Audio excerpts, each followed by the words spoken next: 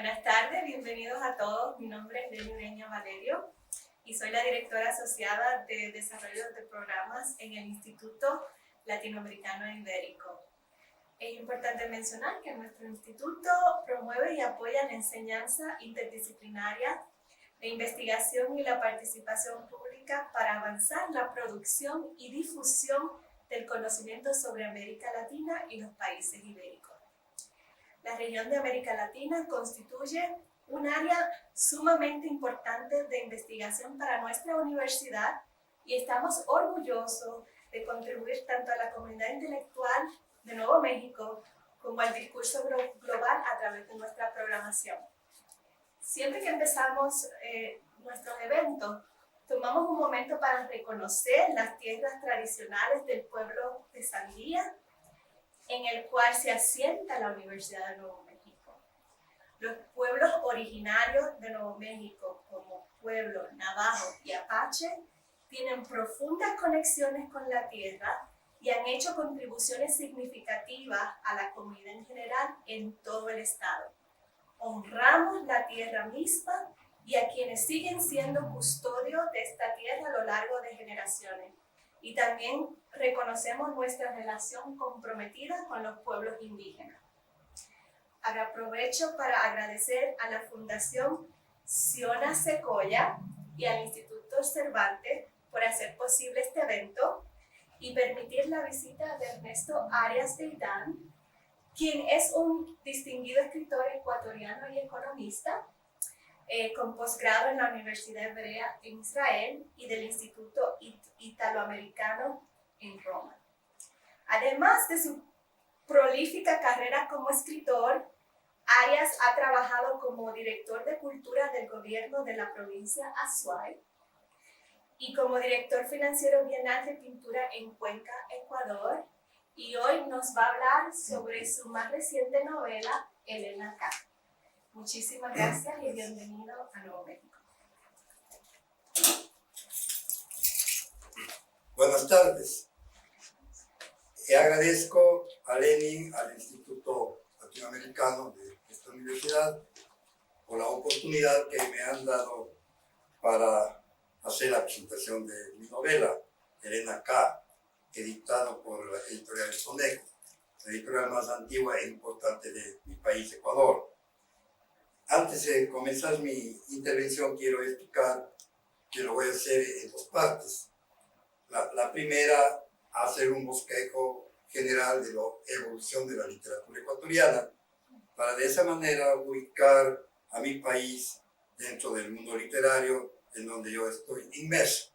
Y la segunda parte, entraré a mi oficio de escritor, a mis obras y a esta última novela, Elena K.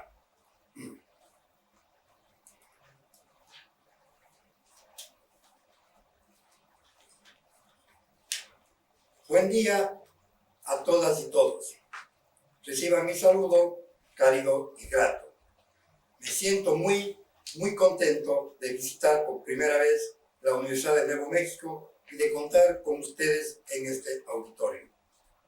Permítanme, por favor, leer estas líneas que las escribí con el ánimo de contarles. Debo reconocer que contar es mi vieja y llamada manía, sobre la literatura de mi país y luego sobre mi última novela. Ecuador es un pequeño país con colorido, fundado en 1830, cuya historia no se distancia de la de los otros países del continente. Los acontecimientos suscitados en Ecuador a raíz de la revolución liberal hacia fines del siglo XIX marcaron una serie de cambios que se enfocaron en un intento de modernización del Estado y provocaron reformas sociales con tintes progresistas, así como también momentos de convulsión y crisis que desembocarían luego en enfrentamientos entre quienes ostentaban el poder y la clase obrera y campesina. Dichos procesos históricos sirvieron como fuente de insumos para construir la literatura nacional de cambio de siglo. Acontecimientos internacionales importantes en la historia mundial, tales como la Revolución Mexicana en 1910, la Primera Guerra Mundial en 1914 y la Revolución Rusa en 1917, también influyeron ideológicamente en los escritores ecuatorianos de la época, cuyos análisis y posiciones partían de realidades sociales y económicas nada favorables a los intereses de la población. A partir de este momento, el indígena asume otra participación en la vida política, lo mismo que el obrero, ligado a procesos económicos urbanos. Los problemas sociales del país, entonces, empiezan a ser interpretados a través de la literatura. Ejemplo de ello, en orden cronológico, constituyen A la Costa, de Luis A. Martínez, 1904, novela que trata la inmigración interna y los límites de las tensiones ideológicas en el conservadurismo y el liberalismo. Plata y Bronce, de Fernando Chávez, de 1927, reconocida por la crítica especializada como novela inaugural del indigenismo. Los que se van, colección de cuentos realistas sociales, de Joaquín Gallegos Lara, Enrique Gil Gibers y Demetrio Aguilera Malta, publicada en 1930. Huasipungo, de 1934, escrita por Jorge Icaza, es considerada la novela ecuatoriana más traducida y constituye un retrato de la vida indígena, desgarrada y digna al mismo tiempo. Las cruces sobre el agua, de Joaquín Gallegos Lara, en 1946, es el testimonio imperecedero de la matanza de obreros sucedida en Guayaquil en 1922 y la muestra más clara de la escritura que asume un profundo compromiso social.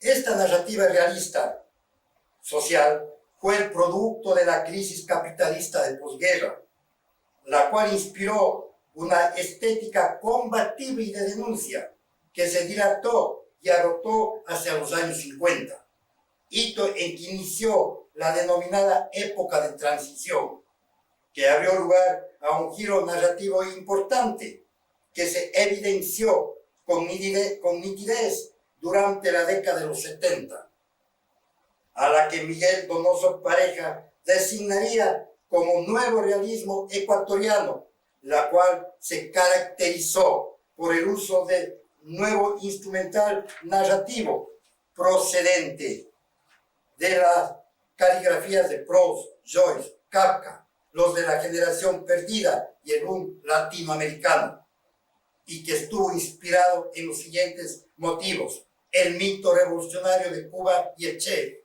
las movilizaciones estudiantiles clave en México y Francia, la sensación de una nueva modernización nacional a propósito de la bonanza petrolera ecuatoriana, historias de lo inmediato y cotidiano en otros factores no menos importantes. Es la influencia que nuestros literatos tuvieron en esa época, todos estos acontecimientos. Alicia Yanes Cosío, con su novela Bruno, Soroche y los tíos. Elisier Cárdenas, con esa hermosa novela Polvo y ceniza. Jorge Enrique Adún, con Entre Marx y una mujer desnuda. Y cuentistas excepcionales como Jorge Velasco Maquien, Francisco Proaño Arandi, Abdón Uvilla, Marco Antonio Rodríguez y otros. Son algunos de los nombres ineludibles para pincelar la tradición narrativa de Ecuador, la cual ha adquirido tonalidades diversas con el cambio de siglo y durante las últimas décadas, en las que se ha confirmado un importante, consistente y permanente trabajo de escritura de mujeres narradoras, que mucho cerebro. Entre los nombres que podría citar, que por cierto son varios, quiero seguirles a Sonia Manzano, Gabriela Alemán, Edna Iturralde, con frecuencia como efecto del cambio de posta hacia autoras más jóvenes. Dicha narrativa opta por los asuntos de subjetividad femenina, en concordancia con los discursos dominantes de la época, que no es menos cierto, es un asunto que está imbricado a una lógica editorial empresarial que podría admitir ciertas discusiones en torno a la estética y a los motivos, cuya definición esclarece el juego de la demanda y la oferta. A partir de este recorrido, que he considerado necesario y oportuno para situar el lugar literario del que vengo, quiero expresar mi agradecimiento sincero y sentido a Lenin Ureña Valerio, académica de este importante centro de estudios superiores, a Gigi Becker, presidente de Siena Sequoia Fundación, y al Instituto Cervantes, por su predisposición y energía para provocar este momento que para mí ya es inolvidable. Mil gracias a ustedes, siempre. Luego, quiero confesarles que nací en una pequeña ciudad, Cuenca, denominada la tercera más importante del país, atravesada por 4 ríos y dividida por un barranco en que florecen casas que parecen colgar de las nubes. En esa ciudad inicié mi oficio de escritor. Desde muy joven era un estudiante de economía, tentado frecuentemente a narrar. Comencé en la década de los 80 a escribir cuentos que con frecuencia imbricaban lo local y mítico con la propia memoria y con las pulsiones de aquello que no sé cómo llamarlo, pero que algo tiene de irresoluto, incómodo y pendiente. Siempre fui un lector contumaz, que consumía con avidez novelas procedentes de todas las geografías y de todas las épocas. Tardíamente, quizá por un ejercicio de severa autocrítica o por timidez, decidí la publicación de mi primera novela, Un extraño tras la puerta, en el año 2000, con Editorial El Conejo, por cierto, la casa editorial más antigua e importante del país.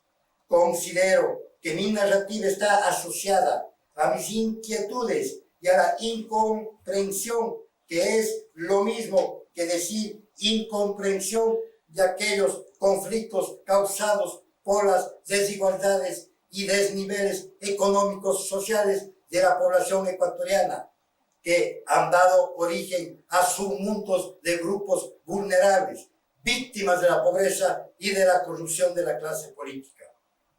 Quizá asumir esta temática como escritor sea una forma de relacionarme con ese nuevo realismo social que había apenas bosquejado en líneas precedentes, y con un compromiso, ojalá contestatario.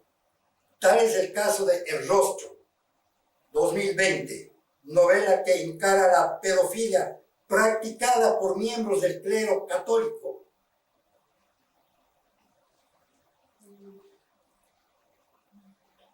cuyas víctimas han sido estudiantes de establecimientos confesionales.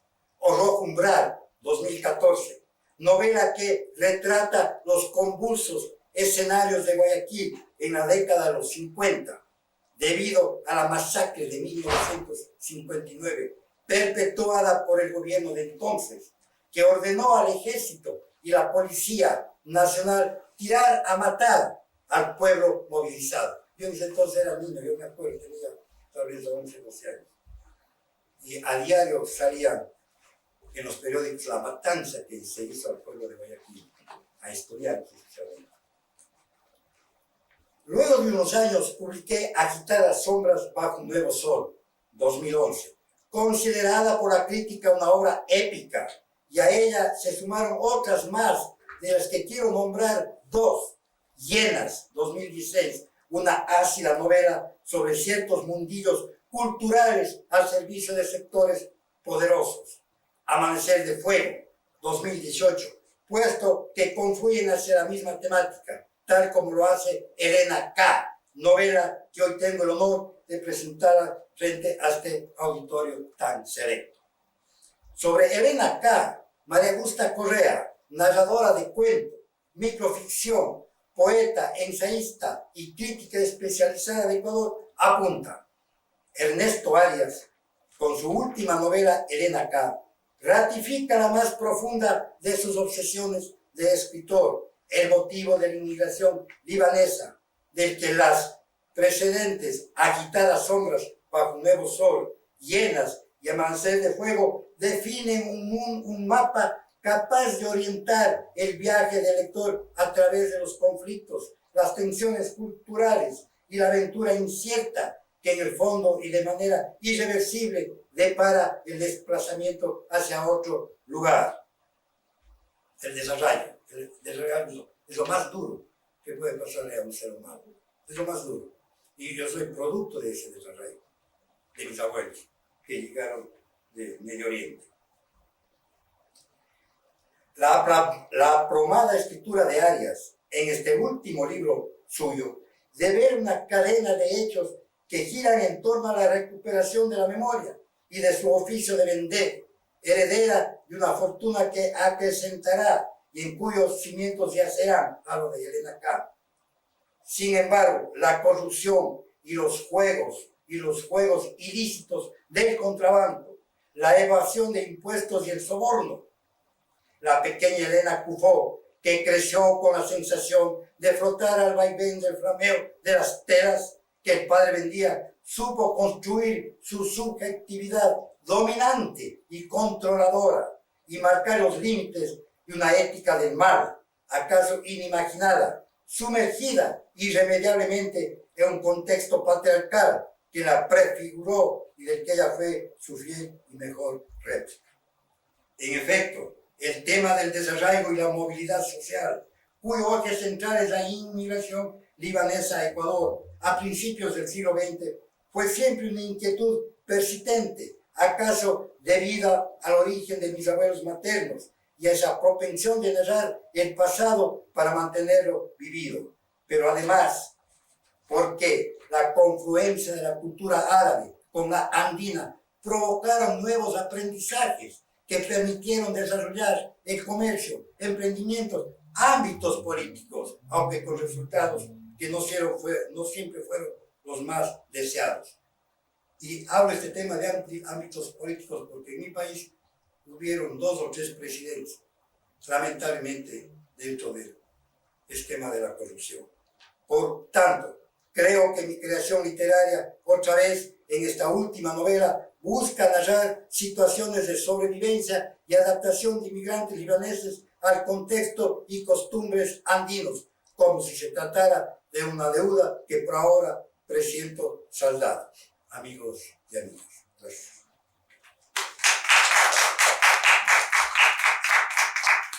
Ahora vamos a tomar preguntas del público. Yo tengo una. A mí me interesan mucho las migraciones a Latinoamérica y quería saber un poco más sobre la migración libanesa a Ecuador, los retos que enfrentaron migrando desde el Medio Oriente hacia Ecuador y también en la cuestión geográfica de sus abuelos, cómo eso influye en esta novela que acaba de publicar. Bueno, la migración libanesa en Ecuador comienza a inicios del siglo pasado, posiblemente por la guerra cuando hubo el enfrentamiento entre los turcos otomanos y los árabes, en donde intervinieron obviamente el imperio inglés y francés, toda esta historia. Sí. Entonces parece que ahí los libaneses especialmente emigran a América. La mayor parte de inmigración se hace a Brasil, porque obviamente era más fácil cruzar el Atlántico y llegar a Brasil que dar la vuelta y llegar al Pacífico, en este caso a Ecuador. No había el canal Panamá. Pero aún así dieron la vuelta y llegaron. Como es obvio, el libanés viene de los fenicios y tienen sangre. El comercio les habla y son viajeros, comerciantes. Entonces, lo que apuntan ellos es, obviamente, un puerto, que es donde se puede y se debe hacer su actividad comercial. Y llegan precisamente a Guayaquil. Ahí es la mayor parte, prácticamente el 100% de inmigrantes libaneses llegaron a Guayaquil. Entonces, ¿cuál era la práctica, la cultura de los libaneses? En primer lugar, un concepto netamente familiar. Es decir, como que el libanés llega y dice cualquier cosa en familia, porque ahí viene la unión. ¿No? Entre familia nos unimos, creemos en nosotros. Entonces, se dan relaciones familiares, de matrimonios entre libaneses, que obviamente no estaban en la mejor situación económica, porque en esa época en el Ecuador lo que dominaba era un grupo reducido que exportaban cacao, un grupo netamente ecuatoriano. Entonces, claro, el libanés como que se sentían disminuidos y era obvio, no tenían una posición. Entonces ellos, con ese instinto de comerciante, se dedicaron al comercio. Una práctica bien curiosa de esto, que es lo que oía a mi madre. Mi madre es hija de libanés. La práctica de inmigrantes libaneses en Ecuador era coger la mercadería en el puerto y salían a vender en los pueblos pequeñitos. Es una cosa bien curiosa. Iban a los pueblos pequeños con los casimires, las chucherías y vendían a los pueblos chiquitos. Es decir, era una intuición de ellos, es decir, vamos al pueblo y vendemos. Y como en ese entonces ya llega el tren, el presidente Alfaro, y está en el tren, estamos hablando de 1910 de fin. Entonces fue un puente de unión con la sierra, la costa con la sierra. Entonces muchos libaneses vieron el tren y bajaron y fueron a la sierra a seguir con su práctica de comercio. Y claro, vendían y como buenos libaneses, buenos turcos, cogían su dinero y regresaban al puerto, porque ahí era una ciudad de oportunidades. La muestra de ello es que muchas familias que se vieron los libaneses han creado imperios en Ecuador, imperios económicos inmensos. Entonces, claro, en el caso de mi abuelo, que ya viene la pregunta, eran 3 hermanos. Llegaron, utilizaron el tren, hicieron un comercio pequeño, creo que en un pueblito de la sierra, de la costa, subieron con el tren y bajaron toda la zona andina. Yo siempre me preguntaba, decía, ¿cómo venir tan de lejos de un país como el clima, el desierto, vayan a la sierra y lleguen a pueblitos de 2.000 habitantes? Los que siempre me llamó la atención. Venían de Líbano, que llamaban la Suiza del Medio Oriente, y justo se establecen en pueblos pequeñitos de la sierra, pobres además. Era la misión de ellos, es decir, aquí podemos vender, y en el caso de la pregunta, mi abuelo vino, bajó, y claro, su cuestión de comerciante hizo que vaya a Cuenca, la ciudad de la que yo vengo. Es claro, eso. Dicen que para un escritor nos han dicho, lo más importante es la memoria, porque la memoria es lo único, es el software para mantener la historia. La historia es lo importante en una cultura. Es claro, yo escuchaba historias, el escritor lo que hace es capta historias que les cuentan de sus raíces, de sus antepasados, de su cultura, de sus ancestros, y van acumulando, acumulando.